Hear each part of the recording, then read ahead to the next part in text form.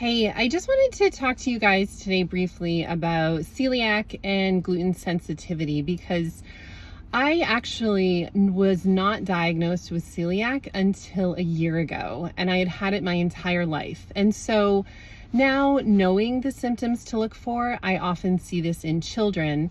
And so if you have children with these symptoms, or if you had these symptoms of a child, it's almost very obvious that this child needs to be tested for celiac. Now, back in the 1970s, it was unheard of and no one really knew. But these are the symptoms that I had that were so obvious for celiac. So extremely skinny, difficult to put on weight, failure to thrive. Often you have a distended stomach as well. Now, the real thing that used to trip me up was that I could eat gluten or bread or pasta and I would have no symptoms whatsoever.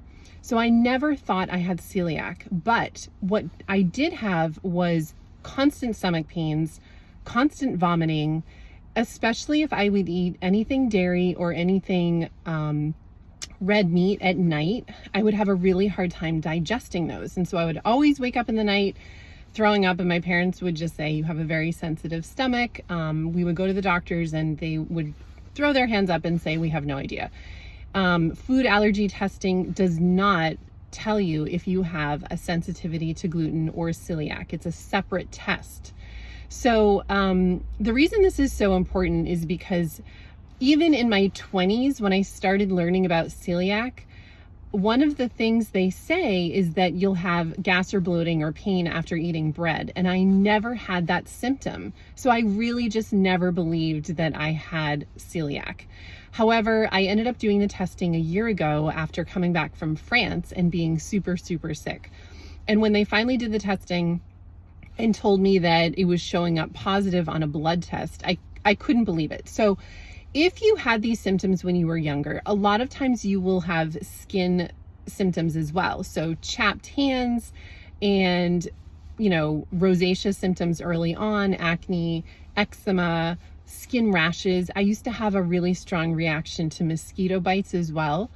Then you certainly want to be tested for celiac. If you get a rosacea diagnosis, almost the first thing you want to do is go to your primary care doctor, and it's a blood test. Now, here's the thing. Even if you take a blood test and it comes out that you don't have celiac, you could still have a gluten sensitivity. And that's where the medical community gets very, very confused, because they're two completely different things. And you can be negative for celiac, but have a gluten sensitivity. And in my case, eliminating gluten was life-changing because my body was finally able to heal. And now I can digest things like red meats and dairy that I could never digest before. So I hope that's been helpful. If you had these symptoms as a child, or if you have a child with these symptoms, all you need to do is a blood test to find out if you have celiac. And then that's usually confirmed by a gastric biopsy. However, in children, they're not always doing that. So let me know if you have any more questions. I have a free guide to gluten, inflammation, and rosacea, which can be really helpful if you're just starting your journey.